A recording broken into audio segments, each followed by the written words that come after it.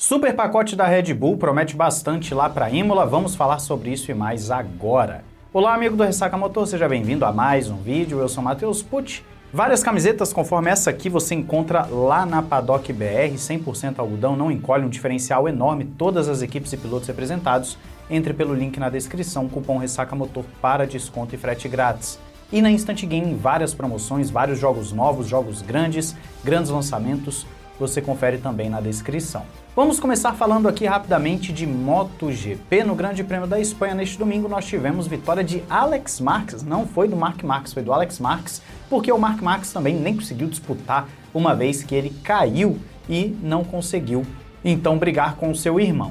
A disputa no campeonato, pelo visto, vai ser entre os dois irmãos mesmo. Tá interessante de ver, o Marc Marques está começando muito bem, só que ainda assim, com essas quedas, vai dando um fôlego no campeonato para a gente poder se divertir. MotoGP que é sempre muito legal, nem sempre consigo ver, né, todas as corridas, mas sempre quando posso, vejo que é muito bom. Nós tivemos o Quartararo segurando o Bagnaia, sim, eu falo Bagnaia, vocês ficam aí me zoando, pela segunda posição lá no pódio. E o campeonato fica embolado. Me fala aí se você assistiu e o que você achou da prova da MotoGP. Só que o assunto principal sobre MotoGP que nós vamos falar aqui é sobre a KTM. Você deve se lembrar que trouxemos para vocês já há algum tempo a situação delicada financeira da KTM, da empresa como um todo, e eles falaram na época, com todas as letras, que não afetaria a equipe de MotoGP. Pois bem, eu falei para vocês também na época que se continuasse daquela forma, dificilmente não afetaria a equipe, porque é o óbvio, em algum momento ia respingar na equipe e eles teriam que fazer alguns cortes. Dito e feito, o óbvio aconteceu, não que a empresa estivesse errada, é porque ela só estava fazendo o que todas as empresas fazem, tentando acalmar investidores, tentando acalmar todo mundo para poder manter o negócio funcionando. Só que as informações que têm saído já há algum tempo indicam que o quê? A crise está se agravando e sim, eles até pararam as atividades na fábrica da equipe de MotoGP e a continuidade para a temporada 2026 está totalmente ameaçada. Então aquilo que conversávamos há um bom tempo está acontecendo, está se confirmando. A KTM passa por grandes dificuldades, os pilotos estão reclamando da moto que é instável e você não consegue melhorar, você não consegue desenvolver porque a empresa está passando por uma grande crise, está tendo um corte muito grande de gastos e possivelmente nem estará na categoria em 2026. É óbvio que a gente torce para que se recuperem, para que dê tudo certo, para que consigam, nesse processo de reestruturação que eles estão passando, chegar ao ponto que desejam de recuperação total. Só que é muito difícil, nós sabemos disso. Então vamos acompanhar todo esse esquema, tudo que está acontecendo com a KTM, que conforme é dito até na matéria e na descrição, está tendo dificuldades em sobreviver. Então só aí você já vê o tamanho do problema. Saindo da MotoGP, passando para a Fórmula 1, nós temos uma Aston Martin que vive uma temporada bem ruim, o carro é lento de qualifying, o carro é lento de corrida, o Alonso nem conseguiu marcar ponto ainda, o Stroll marcou pontinho já, mas numa corrida também em que possivelmente não vai se repetir tão cedo. Então o que nós temos visto é uma Aston Martin muito mal e muito se fala do Adrian Newey, né? Ele vai ou não vai ajudar nesse carro? Já trouxemos matérias indicando de que ele não vai ajudar no carro de 25, vai focar totalmente em 26 e já expressei essa opinião aqui também para vocês, falando que o lógico seria ele focar somente em 26, não tem por que querer salvar um carro que não tem motivo para ser salvo.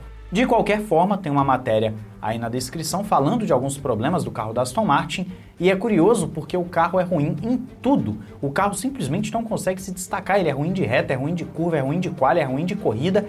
É um carro muito mal nascido, muito ruim. E o que a própria equipe, né, principalmente através do Andy Cole, tem falado publicamente? Que eles estão trabalhando para desenvolver esse carro, para melhorar, mas também que estão focando em 2026 e que não vão trazer o Max Verstappen. A Aston Martin está batendo na tecla que está satisfeita com a sua dupla de pilotos atual, lembrando que o contrato do Alonso vai até 2026 e o Stroll tem um contrato que vai renovando aí de ano em ano, mas ninguém sabe até quando ele vai ficar na Fórmula 1. Então, no final das contas, a Aston Martin está naquela temporada de transição em que ela chutou o balde. Aquela temporada em que não tem por que eles colocarem recursos e, ao meu entender, é o mesmo que uma Sauber da vida deveria fazer. A Audi, no caso. Esquece 2025, foca tudo em 26. Foca os recursos do carro, recurso de motor, a Aston Martin agora com a Honda também desenvolvendo motor e tudo mais. Então, foca nisso, para você não perder tempo com uma temporada perdida. É claro que pontos no campeonato de construtores significam dinheiro, né? Você terminar em quinto, sexto, sétimo faz diferença, mas ainda assim, no caso de uma Aston Martin da vida, no caso de uma Audi da vida, esse dinheiro específico não vai fazer falta num primeiro momento. Nos outros anos você vai querer sim ter boas posições e conseguir ter os seus resultados. Mas de uma forma geral, hoje, nessa transição 25 para 26, não teria muito motivo para você ficar buscando 5 milhões a mais, 10 milhões a mais, sendo que você pode no ano que vem entrar chutando a porta e brigando por título. Por isso vejo que na história específica de Aston Martin, de Audi e tudo mais, o ideal seria você focar na próxima temporada. E se tratando de Aston Martin, um Adrian Newey da vida acaba sendo a pedida ideal para você focar em 2026. Me fala se você concorda comigo ou não e diz aí nos comentários se você acredita no que eles estão dizendo sobre não contratar Max Verstappen. Por último, mas não menos importante, vamos conversar sobre os upgrades da Red Bull. Nós temos algumas informações iniciais desse upgrade, nós sabemos que a Red Bull está mexendo em várias partes do seu carro, inclusive no upgrade anterior que nós tivemos agora no último Grande Prêmio, que o próprio Helmut Marko tratou dizendo que era um grande upgrade, né, gigantesco, e acabou fazendo sim efeito. Nós vimos no carro da Red Bull, o Max Verstappen conseguiu ficar mais à vontade e elogiou o carro. No último Grande Prêmio eles mexeram muito em radiador e também nos dutos, o que já é um indicativo aí de que o upgrade é muito maior do que aquilo que a gente consegue ver, né, de forma externa, que a gente viu ali algumas mudanças na parte traseira. Só que tem um novo assoalho para chegar para a Red Bull.